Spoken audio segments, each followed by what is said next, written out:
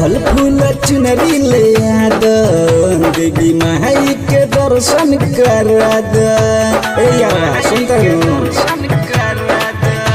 है फल फूल चुनरी ले आद देवी माई के दर्शन करा द। बड़ी करत रहे दीदी हमें रही थोड़ा बिजी, बड़ी करत रहे दीदी हमें रही थोड़ा बिजी। उ बोला के अपना भैयन के रे मेला ना घुमौनी जब मैहर करे, भागल में हरारू हमर नैहर मेरे। मेला ना घुमौनी जब मैहर करे, भागल में हरारू हमर नैहर मेरे।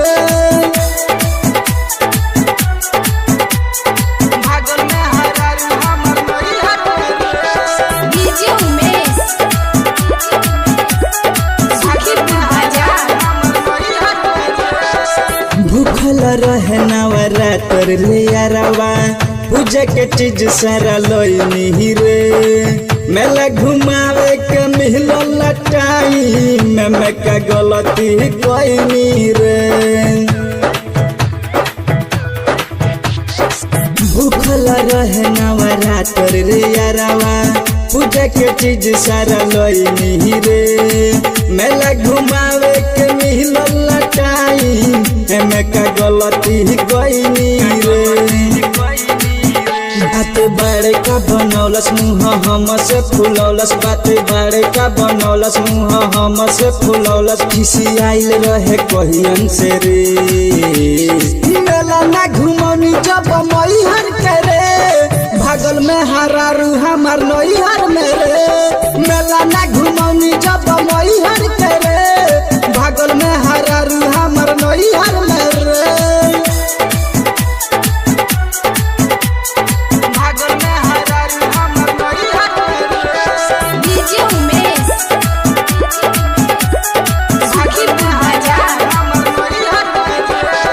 संतोष लकी तो पेशवर जुटल सेवा में बाहरे माई के। मेहरी के चक्कर में बिगू बेदर्दी बैठल बारह घेराई के।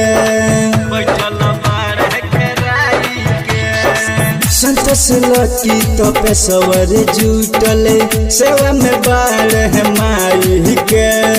मेहरी के चक्कर में बिगू बेदर्दी बैठल बारह घेराई के। सुन राइटर भुलाई ओके कैसे समझाई, सुन राइटर भुलाई ओके कैसे समझाई। संग लेके गई लइकन के रे मेला ना घुमौनी जब मैहर करे, भाग